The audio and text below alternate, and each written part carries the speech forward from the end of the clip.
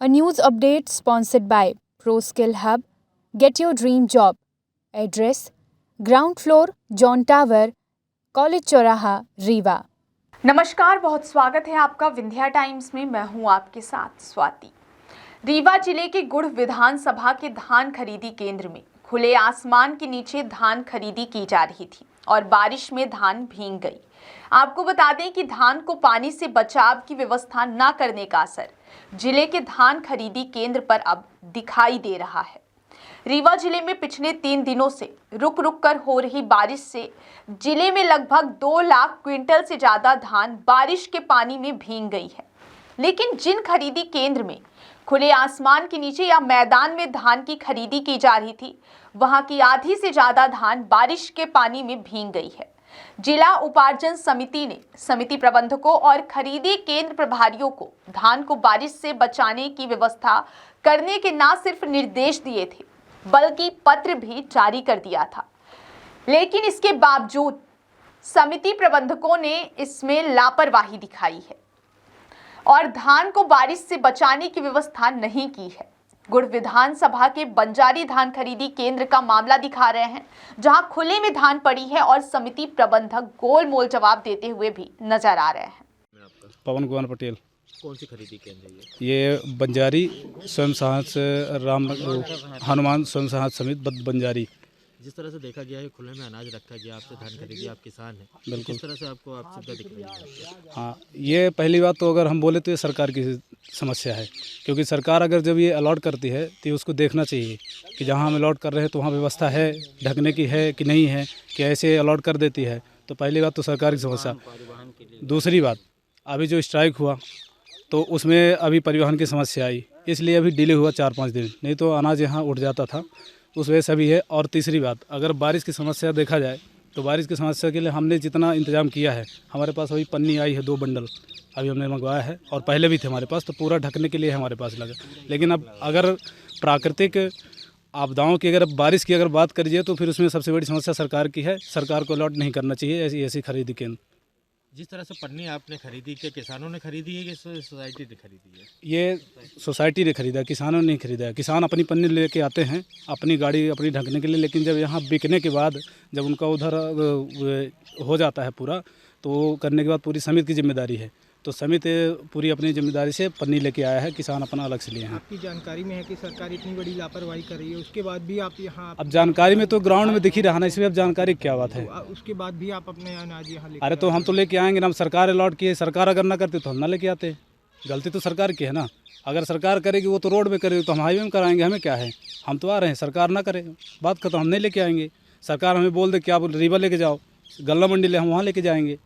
पर यह है कि ये समस्या यहाँ सरकार की है। मेरा यही है कि सरकार अगर ऐसे समिति केंद्र अलॉट कर रही है तो पहले उसका जांच होना चाहिए। जांच होने के बाद सारी सुविधाएं हैं अगर वहाँ पे, तो फिर सरकार को स्वीकृति देनी चाहिए कि हाँ ये पंजीकृत है खरीदी केंद्र। कहीं ना कहीं से समिति इसमें दोषी पाया जा रहा है। समिति दोषी तो है देखिए, लेकिन सरकार सबसे पहले है, और सरकार के उसमें जो अब यहाँ मुझे नहीं पता कि जिला का अगर देखा जाए तो कलेक्टर के उसमें रहता है, तो क्या है उनका मुआयना क्या किया उन्होंने नहीं पता मुझे। लेकिन पहले तो सरकार की जिम्मेदारी, इसके बाद समिति की जो प्रबंधक है उनकी तो ठीक है, उनके बाद उनकी है, पर पहले तो मालिक की सरकार है। सरकार जब अलॉट करती है तो उसको बहुत ज़रूरी है कि वहाँ की व्यवस्थाओं को देखना, और परिवहन होता ही है, लेकिन सबसे पहले बहुत ज़रूरी है कि वहाँ है कि नहीं है, ये सब सरकार की जिम्मेदारी है। क्या मानते हैं बारिश में ये अनाज बचा पाएंगे? अब बारिश में देखिए, हमारी तरफ से जितनी कोशिश है, हमने जितना प्रयास किया, हमारे पास सब कुछ ढकने के लिए हमने सारी व्यवस्थाएं की हैं। अब वो अगर अब ज़्यादा जब अति से ज़्यादा बारिश होती है तो फिर वो प्राकृतिक आपदा आ जाएगी, उसमें फिर हम कुछ नहीं कर सकते, वो फिर सरकार देखी, क्योंकि हमने अपनी तरफ से पूरी सुरक्षा की है, जिसे हमें जितना हमें चाहिए, जितना यहाँ समिति प्रबंधक जी के उसमें है हित में, तो उन्होंने पूरा पन्नी सब कुछ ला के बढ़िया सारी व्यवस्था की है, जिससे ताकि धान न बीज जाए। पन्नी एक भी नहीं दिख रही हम लोगों को। पन्नी है, अभी मैं बंडल दिखा देता हूँ, अभी है वो सामने रखी हुई है। क्या इतनी बड़ी जगह में 1 घंटे में क्या पूरी बिछ सकती है? नहीं, बिछ नहीं सकती, सही बोल रहे हैं, लेकिन अभी हम बिछवाएंगे। अभी ये इधर थोड़ा सी बोरी की प्रॉब्लम है, इसलिए पन्नी अभी नहीं डल रही है। जैसे ये बोरी अपना हो जाता तो पन्नी एक साइड से डलवाना चालू करेंगे, क्योंकि हमें पता है कि मौसम अलर्ट है, कल बारिश की चेतावनी दी गई है, जिले भर में, मध्य प्रदेश में भी है, तो कहीं भी हो सकती है, इसलिए हम सारी व्यवस्थाएं कर रहे हैं और हमारे समिति प्रबंधक जी सब कुछ कर रहे हैं, तो वो सब उनकी जिम्मेदारी है। धन्यवाद। क्या नाम है आपका? राजेश कुमार दुबे। कौन सी समिति कहलाती है? ये हनुमान स्व सहायता समूह बंजारी। इस समिति में आप क्या है? हम सर्वेयर हैं। सर्वे किस तरह से करते हैं आप? सर्वेयर धान चेक करते हैं, धान पास करते हैं, तौलाई होती है। क्या कुछ चेक करते हैं धान में? क्या कुछ? धान में नमी की मात्रा चेक करते हैं, सिकुड़े दाने न हो, उनका परसेंटेज होता है, परसेंटेज के हिसाब में। कितना मायने रखा है आपने?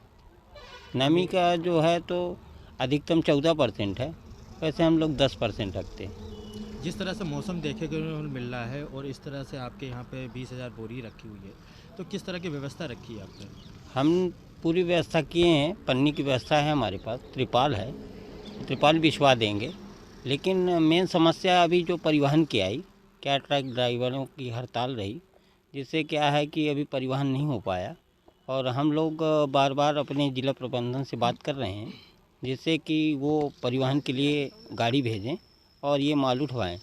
यहाँ उसके लिए हम लोगों ने स्टैग लगवाया है ना, ये देख रहा है जो स्टैग हम लोग जमवा के रखे हैं, इसके ऊपर तिरपाल लगवा देंगे अगर पानी गिरेगा तो। लेकिन ऐसा है कि अभी जो है तो ट्रक ड्राइवरों की हड़ताल ख़त्म हो गई है और परिवहन होगा, जल्द से जल्द परिवहन होगा, लेकिन ऐसा इसमें किसका आश्वासन मिला नुकसान होगा? है। इसमें तो अब क्या है कि मौसम होगा तो प्राकृतिक आपदा है, लेकिन अभी हड़ताल की बदौलत से, ट्रक ड्राइवरों की हड़ताल की बदौलत से परिवहन नहीं हो पाया है। तो अब हड़ताल सरकार ने तोड़वा दिया है, जिससे ट्रक ड्राइवर आएंगे और हड़ताल बंद हो जाएगी। सबसे पहली बात ये कि सर्वे हैं आप यहाँ पे, जिस तरह की हमें व्यवस्था दिखी है उस तरह की एक भी व्यवस्था नहीं दिखी है, इसमें क्या कहना है? वहाँ सारी व्यवस्थाएं हैं, यहाँ पन्नी की व्यवस्था है, अलाव की व्यवस्था है, तिरपाल की व्यवस्था है, मतलब जो एक समिति की तरफ से व्यवस्था की जाती हैं, सारी व्यवस्थाएं की गई हैं। किसानों को भी सारी सुविधाएं दी जाती हैं। और यहाँ ऐसा नहीं है कि हमारे किसान कोई बाहर खड़े हों या बसें रात में रुकें।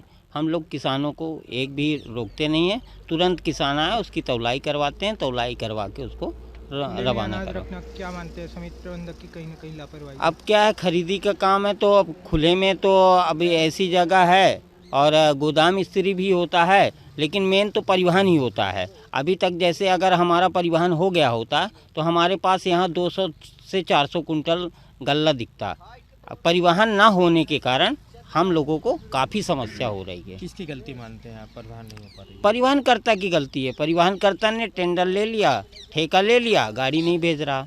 राइस मिलरों ने मिलिंग के लिए धान का ठेका ले लिया, डीओ नहीं कटवा रहे हैं, डीओ नहीं भेजवा रहे हैं, हम लोगों के पास गाड़ी नहीं भेज रहे हैं।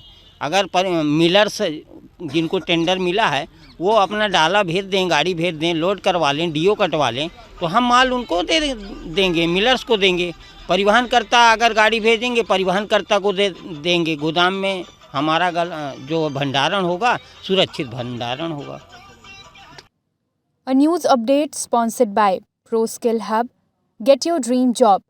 Address: Ground floor, John Tower, College Choraha, Rewa.